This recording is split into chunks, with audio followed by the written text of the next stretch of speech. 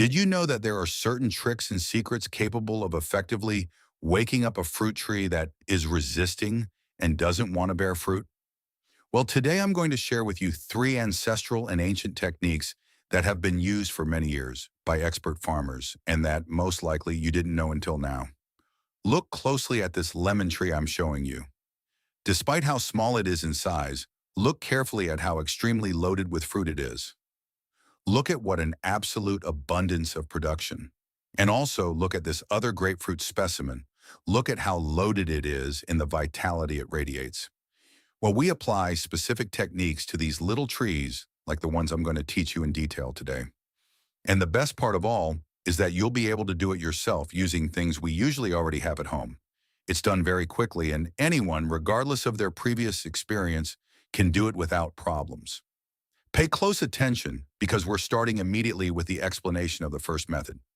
The first method we're going to cover is probably one of the most curious, interesting, and effective of all those known. All we are going to do is create a small window in the tree branch. To carry out this task, we're going to need a sharp knife, and we're going to make a small cut or incision on the surface of the chosen branch. This action will cause specifically a small controlled wound in the tree's tissue.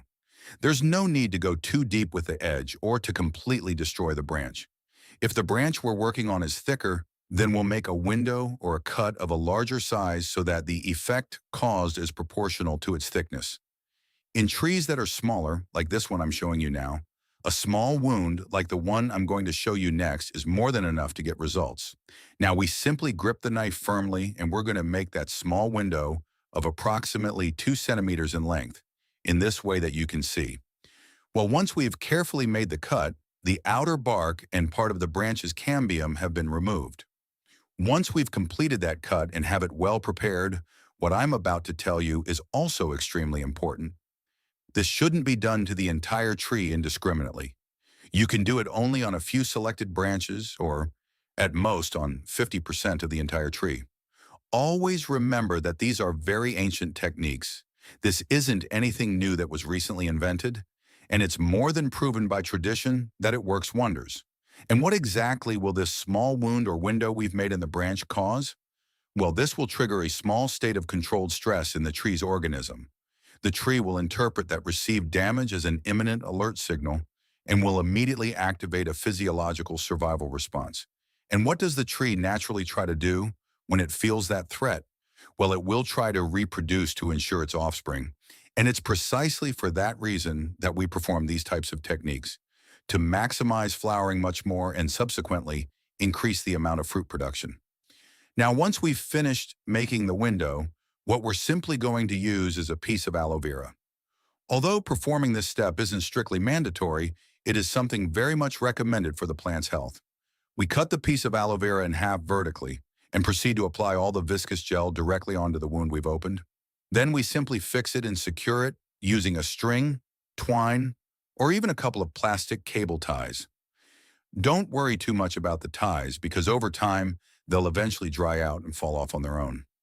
The truly interesting thing here is that during those first critical days, the aloe vera keeps the area hydrated, protected, and covered to greatly reduce the risk of fungi or any other type of unwanted infection appearing. And now we're going to continue with the second method on our list. This particular method was used extensively in ancient times to very intensely stimulate flowering, just like the previous method, except this one has an additional plus. It's a bit more radical in its application, and the only thing we're going to need to carry it out is a piece of wire. It can be an ordinary piece of wire, like this one I'm showing you here. And to do it, the process is actually very simple. All we're going to do is wrap the wire several times around the perimeter of the branch, leaving about 1 centimeter of separation between each of the turns we make, in this manner that you observe. If the branch you're working on is thicker, we'll simply use more wire and perform the process according to the size and volume of the branch. On small branches, something like this you see is more than enough. Once we have it correctly placed, simply as the branch grows and thickens over time, we'll see how this small wire exerts a certain mechanical pressure, and as a direct consequence, this will activate a physiological survival response in the plant, so the tree will try to reproduce. And it's precisely because of that that this such simple and economical method can greatly improve flowering and subsequently the amount of fruit harvested. And remember a vital detail. It's by no means about completely strangling the branch until it's cut off. It's simply about hindering or slightly reducing the normal circulation of the sap. That will give the tree the necessary wake-up call. And of course, something that's also very important to mention, we're not going to leave this on forever.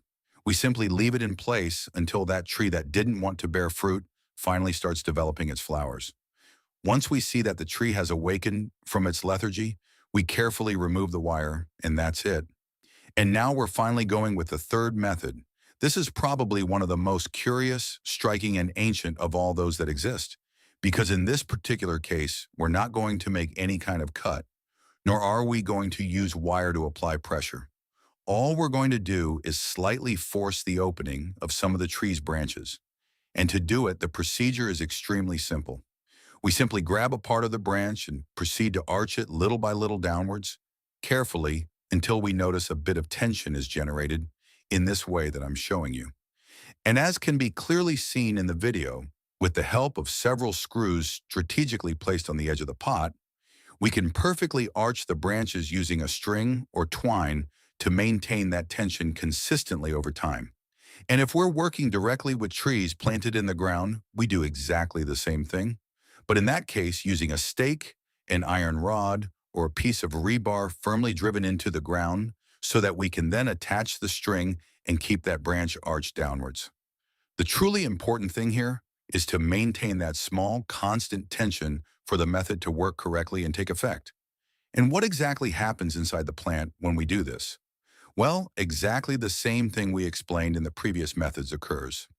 In this case, by tensioning the branch, this will trigger an internal alert signal in the tree, and as a result, the organism responds by flowering, producing a greater number of flowers, and therefore will have a greater amount of fruit, which is exactly what this informative video is about.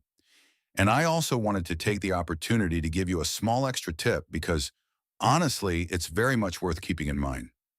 People who have lived and worked in the countryside all their lives have always obtained better results when these techniques are applied specifically during the full moon phase.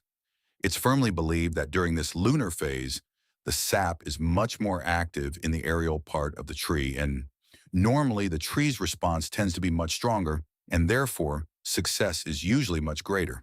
And remember that, just like in the previous methods, this isn't about leaving the branches forced forever. What this is about is inducing the tree or causing small localized damage to let that tree that didn't want to bear fruit know that it has to start working and producing. Once the tree already starts to flower and starts to produce its fruit, we perfectly remove all the strings, screws, or methods we were using, and that's it. So now you have in your knowledge 3 tremendously simple, effective, and practical techniques using things you surely already have at home and that have been used for many years by our grandparents and ancestors. It's definitely over having trees that don't want to bear fruit in our garden or orchard. With these 3 methods, you'll be able to achieve just that. Wake up that fruit tree and make it start producing much more than you imagine. If these ancestral techniques have changed the way you see the trees in your garden, we invite you to subscribe to our channel. We are rescuing the secrets of the earth that time has tried to hide. It's time to cultivate the future with wisdom. Your next big harvest is about to begin. Don't forget to like and share this knowledge with other nature lovers. The next treasure of the orchard will be revealed very soon.